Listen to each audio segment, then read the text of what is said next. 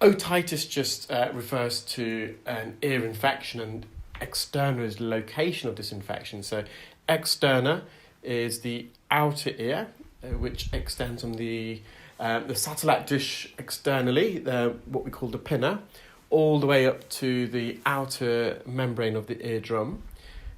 If you have otitis media relates to the middle ear, so the middle ear cavity behind the eardrum.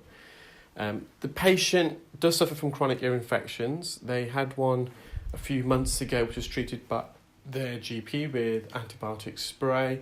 However, it is chronic and it's returned. And part of that, I feel, is because the patient's been getting water in the ear. So after the procedure, we have referred back to their GP so they can get a repeat prescription for some more antibiotics to help with this infection. But I've given them some advice regarding their ears, which they weren't aware of before. And the main advice is to avoid water entering the ear.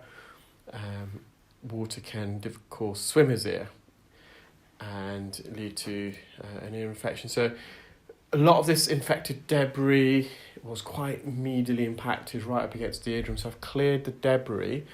However, there's this thin slither of dead infected skin on the eardrum there. And we're now going to gently remove this. And I'm using a fine end suction probe.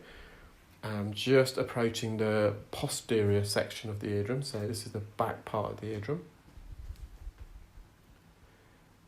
And I'm just gently peeling it forward. So we're trying to take it off the eardrum.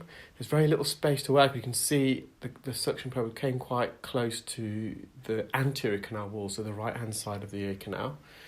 And because we're on the inner 2/3, it's a sensitive region, the bony part, so we're going to be really careful. So to mitigate the risk of bumping into the ear canal, you may be able to see that the suction probe, I've bent it slightly on the distal region. So that when we say distal, we mean near the tip.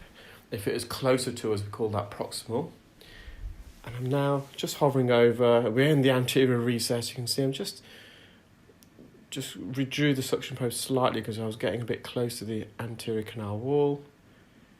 And it's just a little bit more skin. This is a bit more strongly adhered attached, but it does eventually come off. There we are.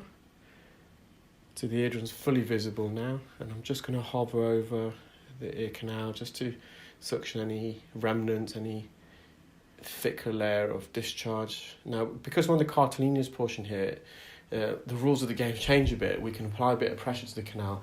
It's still going to be gentle, of course, but the outer third of the ear canal is cartilaginous, so we can put a bit of pressure.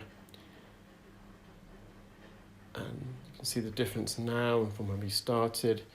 The patient felt really over the moon because it was really affecting their hearing, but also their confidence because they weren't able to engage in conversation.